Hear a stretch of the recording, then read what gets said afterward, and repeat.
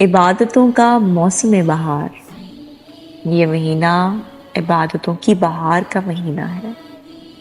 سحری کی بہار، قرآن کی بہار، افطاری کی بہار، تراویح کی بہار، اعتکاف کی بہار، شب قدر کی بہار، سحری کی بہار۔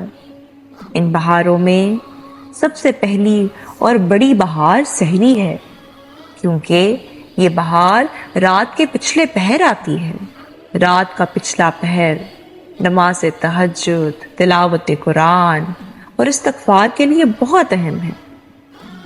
حضرت ابو ہریرہ سے روایت ہے کہ رسول اللہ صلی اللہ علیہ وآلہ وسلم نے فرمایا، ہر رات جب آخری تہائی رات رہتی ہے تو رب تعالیٰ دنیا کے آسمان کی طرف نزول فرماتا ہے۔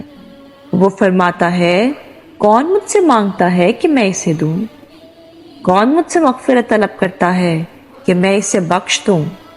رحمت خداوندی کی اسی پکار کے بارے میں اقبال لکھتے ہیں، ہم تو مائل با کرم ہیں، کوئی سائل ہی نہیں، راہ دکھلائیں کس کو، کوئی راہ منزل ہی نہیں۔ رات کے ان لمحات میں طاقتور شعائیں ماحول کا احاطہ کیے ہوتی ہیں۔ انسان غفلت کی نیند سو کر ان لمحات سے محروم ہو جاتا ہے۔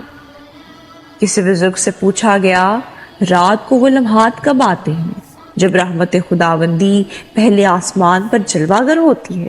تو انہوں نے جواب دیا، رات کے 3 حصے کر لو، آخری حصے کے پھر 3 حصے کر لو، تو درمیانی حصہ رحمت الہی کی تجلیات کا وقت ہے۔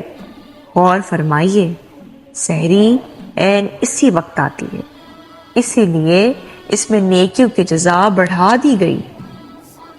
اور آپ صلی اللہ علیہ وآلہ وسلم نے فرمایا، سحری کھایا کرو، کیونکہ اس کے ہر لقمے کے بدلے 60 برس کی عبادت کا ثواب ملتا ہے۔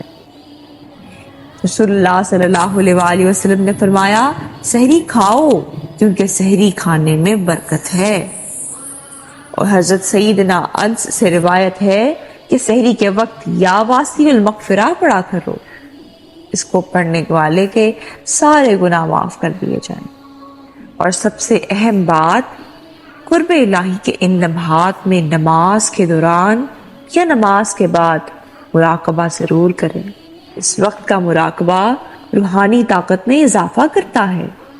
اللہ رب العزت کے قرب کے ان لمحات سے بہتر لمحات اور کون سے ہوں گے؟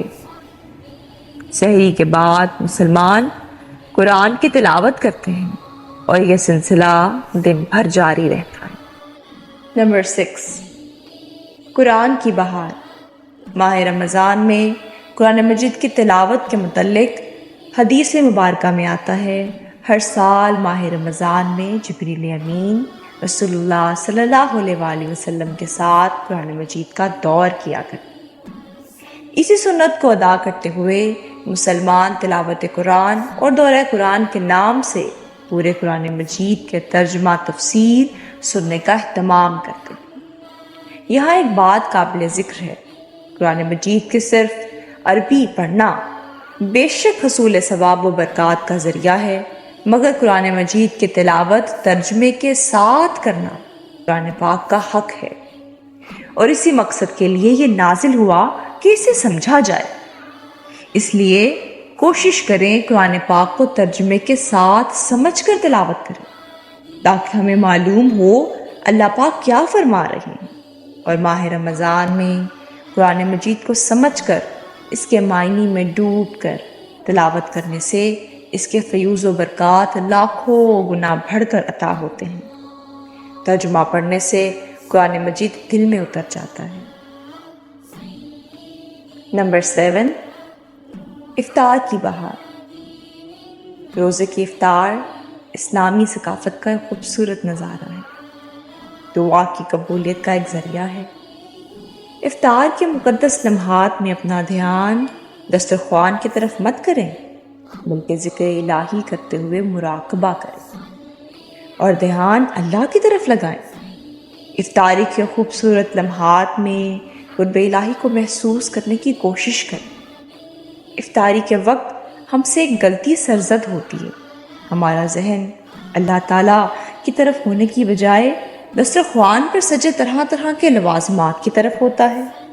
ایسا نہیں کریں، بلکہ باوقت افطاری اپنی توجہ اللہ کے کرم پر رکھیں، دل کا تعلق اللہ سے جوڑیں، اللہ تعالیٰ سے گفتگو کریں، اپنے دکھ اس سے سنائیں، اپنے گناہوں کی معافی مانگیں، اپنے ملک و قوم کے لیے دعا کریں۔ یاد رکھیں، افطاری کا مطلب مزیدار دعوت اڑانا نہیں، پیٹ بھر کر کھانا کھا لینا کہ کھانے کے بعد دسترخوان سے اٹھنا محال ہو جائے۔ اس طریقے سے ہم تراویح پڑھنے سے محروم ہو جاتے ہیں۔